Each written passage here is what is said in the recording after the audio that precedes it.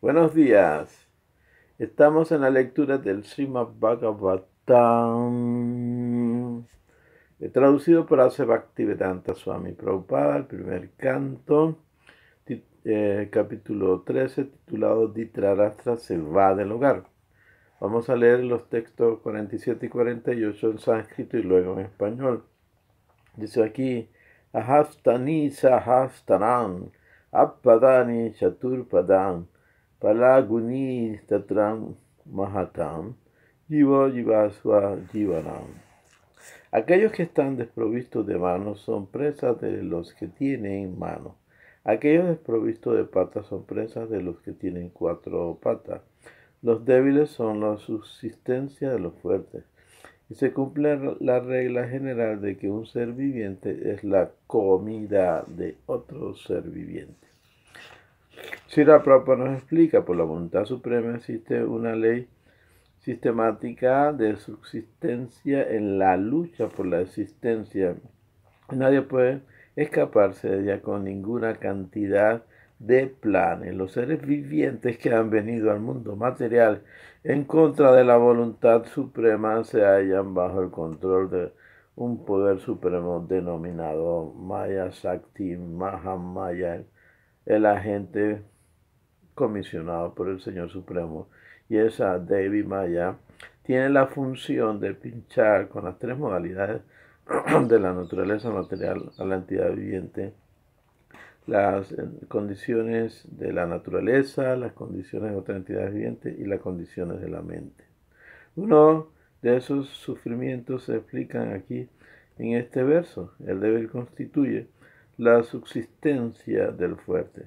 Nadie puede ser lo suficientemente fuerte como para protegerse del ataque de alguien más fuerte, y por la voluntad del Señor hay categorías sistemáticas de los débiles, los fuertes y los más fuertes. No hay nada de qué lamentarse si un tigre se come a un animal más débil, incluso a un hombre, porque es la ley del Señor Supremo.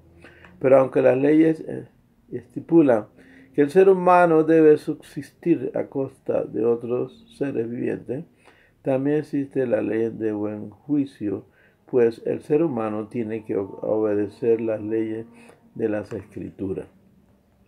Esto les resulta imposible a los demás animales. El ser humano tiene por función lograr autorrealización y para ello no debe comer nada que no se le haya ofrecido primero al Señor Supremo.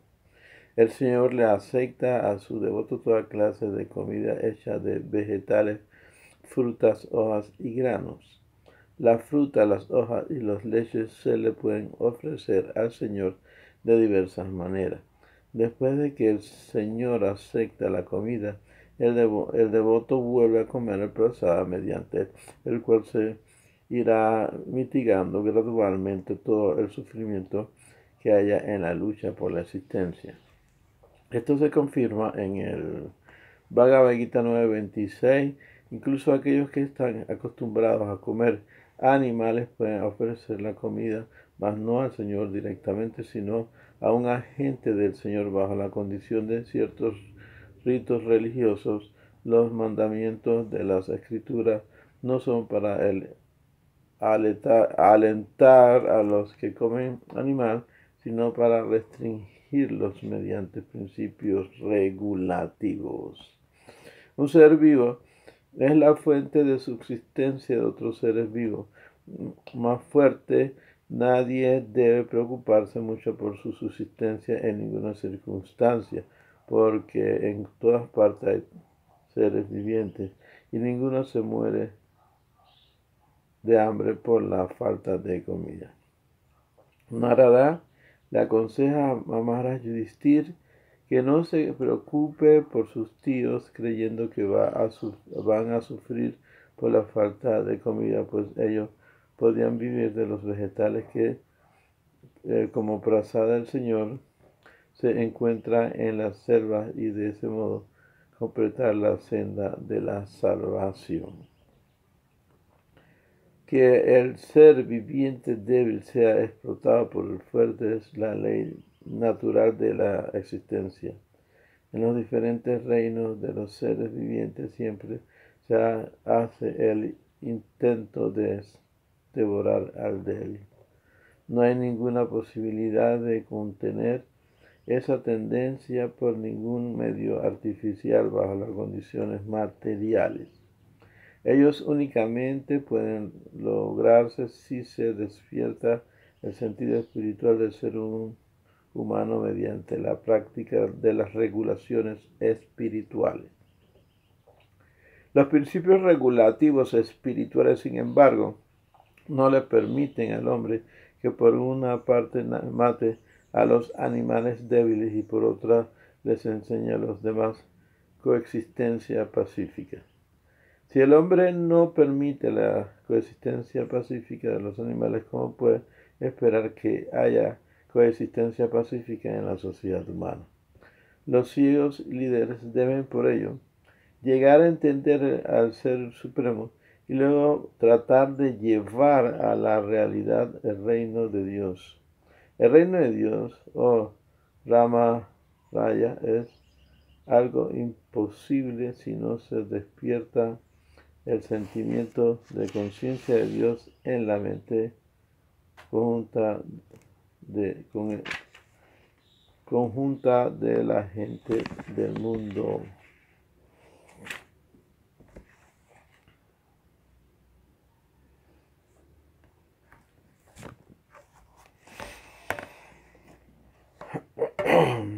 Texto 48. Tad idam Bhagavan Rayam Ekang Admanan Swangri Antaro Nattaro Bhakti Pasyantam Maya Yo Ruda. En consecuencia, oh rey, debes recurrir únicamente al Señor Supremo, que no tiene igual, quien se manifiesta por medio de diferentes energías y está tanto dentro como fuera de todo. Prabhupada nos explica, el Señor Supremo, la personalidad de Dios es sin igual, pero se manifiesta mediante diversas energías porque es dicho por naturaleza, es dichoso por naturaleza. Los seres vivientes son manifestaciones de su energía marginal cualitativamente igual que el Señor, y hay infinidad de seres vivientes tanto dentro como fuera de la energía externa e interna del Señor. Como el mundo espiritual es una manifestación de la energía interna del Señor, los seres vivientes que se encuentran dentro de esa potencia interna son cualitativamente iguales al Señor, sin contaminación de la potencia externa. Aunque el ser viviente es cualitativamente igual que el Señor, debido a la contaminación del mundo material se manifiesta de una manera desvirtuada y por consiguiente experimenta en el mundo material una supuesta felicidad y aflicción. Esas experiencias son todas efímeras y no afectan al alma espiritual. La percepción del ser viviente tiene de esa familia, la percepción de que el ser viviente tiene de esa felicidad y aflicción efímera se debe únicamente al olvido de sus cualidades que son iguales a las del Señor. Sin embargo, existe una corriente constante desde dentro, desde y de afuera procedente del Señor para corregir la caída condición del ser viviente. Desde dentro, Él es la forma de Paramatma que está localizada en el corazón y nos instruye corrige a los seres vivientes adelante y desde fuera corrige mediante su manifestación del Maestro espiritual y las Escrituras. Uno debe recurrir al Señor, no hay que dejarse perturbar por las presuntas manifestaciones de felicidad o aflicción de este mundo, sino que hay que tratar más bien de cooperar con el Señor en las actividades externas que tiene para la corrección de las almas caídas. Corrección. Solo porque el Señor le ordena una vez convertirse en maestro espiritual y cooperar con Él. No hay que volverse maestro espiritual en aras de un beneficio personal con Él. Personal. No hay que volverse maestro espiritual en aras de un beneficio personal o de alguna ganancia personal material, sino que una vía para hacer negocios. Esto no debe hacerse, ni como ocupación para ganarse la vida.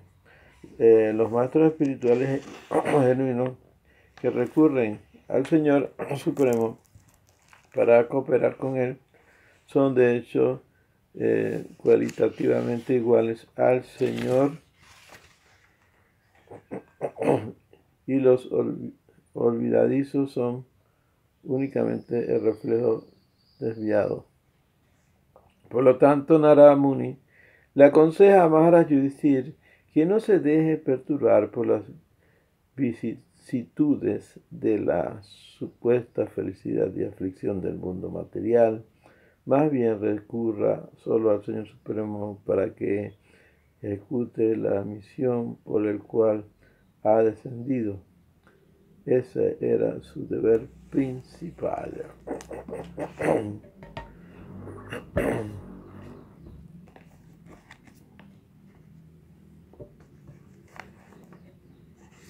Entonces ahora vamos a continuar la lectura del Néctar de la Devoción, también traducida por A.C. Bhaktivedanta Swami Prabhupada, el Bhakti Rasamrita Sindhu. Dice características que posee el amor estático. Este apego imitativo, cuando no es real, cuando es simplemente por imitación, se pueden dividir bajo la denominación de sombra, de apego y apego para trascendental. Hay dos tipos de apego. Si alguien sin someterse a los principios regulativos del servicio devocional o sin ser guiado por un maestro espiritual fidedigno, muestra tal apego imitativo, a eso se le llama sombra de apego. Algunas veces se observa que una persona realmente apegada al disfrute material y a la salvación tiene la buena fortuna de asociarse con devotos puros mientras estos se ocupan en cantar el santo nombre del Señor. Si se recibe la bondadosa gracia del Señor, puede que uno también coopere y se una al canto del santo nombre. En este momento, simplemente por la asociación con tales devotos puros se refleja en él los rayos semejantes a la luna que emanan de los corazones de ellos. Por la influencia de los devotos puros, esa persona, debido a su curiosidad, puede que demuestre algo de parecido al apego, pero esto es muy fluctuante. Si por la manifestación de la sombra del apego uno tiene la desaparición de todas las angustias materiales, entonces a eso se le llama apego para. Tales sombras de apego y apego para pueden desarrollarse por la asociación con un devoto puro y por visitar los lugares santos de Vrindavan o Mathura, o si un hombre ordinario desarrolla tal apego por Krishna y afortunadamente ejecuta actividades devocionales teniendo la asociación de los devotos puros, él también puede elevarse a la plataforma del servicio devocional puro. La conclusión de esto es que el apego trascendental es tan poderoso que aun si tal apego se ve manifestado en algún hombre común, la asociación con un devoto puro puede llevarlo a la etapa de perfección. Mas tal apego por el Señor Krishna no se puede despertar en una persona sin que a ésta le bendiga suficientemente la asociación de un devoto puro del Señor. Así como el apego puede despertarse mediante la asociación de los devotos puros, así también el apego puede extinguirse cometiendo ofensa a los pies del otro de un devoto puro. Para expresarlo más declaradamente por medio de la asociación de los devotos puros, el apego por Krishna puede ser despertado, pero si uno hace ofensa a los pies del otro devoto, su sombra de apego o su apego para pueden extinguirse. Esta extinción es semejante a la luna menguante, la cual gradualmente decrece y al final se convierte en oscuridad. Por consiguiente, uno debe ser muy cuidadoso mientras se asocia con los devotos puros y cuidarse de no hacer ninguna ofensa a sus pies del otro. El apego trascendental, ya sea de sombra o para, puede anularse por diferentes grados de ofensa a los pies del otro del devoto. Si la ofensa es muy seria, entonces el apego de uno se vuelve casi cero. Y si la ofensa no es muy seria, el apego de uno puede convertirse en apego de segunda o tercera clase. Si alguien se apega a los principios de la salvación o fundirse con la existencia del Brahma Yoti, su éxtasis gradualmente disminuye hasta volverse sombra de apego o apego para, o bien se transforma en los principios de Angagraha-pasanam. Este Angagraha-pasanam describe a una entidad viviente cuando comienza la comprensión espiritual, identificándose a sí misma con el Supremo. A este estado de autorrealización se le conoce técnicamente como monismo. El monista se cree uno con el Señor Supremo, así sin hacer ninguna diferencia entre él mismo y el Señor Supremo. Su punto de vista es que adorándose a sí mismo, él adora al todo completo. Algunas veces se observa que un neófito participa en el cantar y danzar muy entusiastamente, pero dentro de sí él se encuentra bajo la impresión de que se ha vuelto uno con el Supremo. Esta concepción de monismo es completamente diferente al servicio devocional trascendental puro. No obstante, si se ve que una persona ha desarrollado un alto nivel de devoción sin haberse sometido ni siquiera a los principios regulativos, debe concluirse que su posición en el servicio devocional la obtuvo en una vida anterior. Por alguna u otra razón se ha detenido temporalmente. Lo más probable, por haber hecho una ofensa a los pies del otro del Señor o del devoto. Ahora, con una buena segunda oportunidad ha comenzado a desarrollar de nuevo. La conclusión es que el proceso constante de servicio devocional puede lograrse únicamente con la asociación de los devotos. Si uno gradualmente puede hacer avanzar su posición en el servicio devocional, debe entenderse que se debe a la misericordia sin causa de Krishna. Si una persona se encuentra completamente desapegado del sufrimiento material y el desarrollo devocional está puro, se manifiesta, uno no debe envidiarla, aun si alguien alguna vez se encuentra por casualidad, no viene de acuerdo con las normas del servicio devocional. Se confirma también en el Bhagavad Gita que un devoto que tiene fe y devoción inquebrantable por el Señor, incluso si algunas veces se encuentra que accidentalmente se desvía de las características devocionales puras, debe aún constarse entre los puros la fe inquebrantable en el servicio devocional. En el Señor Krishna y en el Maestro Espiritual eleva mucho a uno a las actividades del servicio devocional. En el Nrsimha Purana se afirma si una persona ha ocupado por completo su mente, cuerpo y actividad en el servicio al Señor Krishna, externamente su mente, cuerpo y actividad en el servicio al Señor Supremo, y externamente se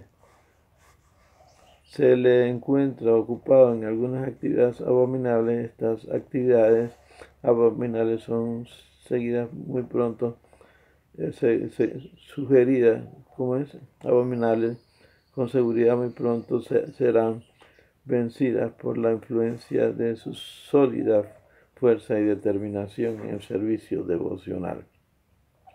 El ejemplo que se da es que sobre la luna llena hay algunas manchas, las cuales pueden parecer pústulas de viruela. Aún así, la iluminación que esparce la luna llena no puede detenerse.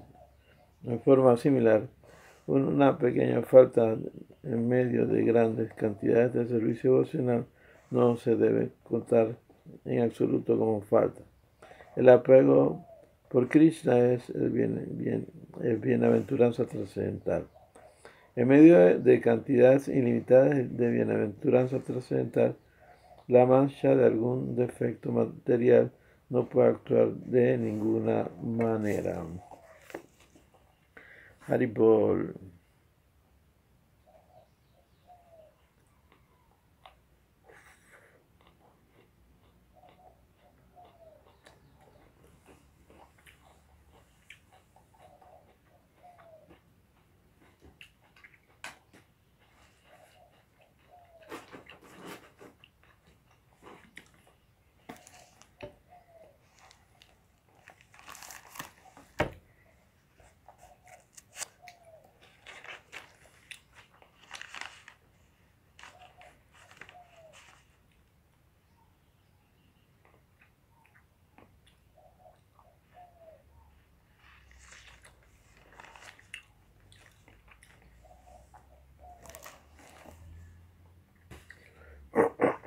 Ay, perdón. Hare Krishna, Hare Krishna.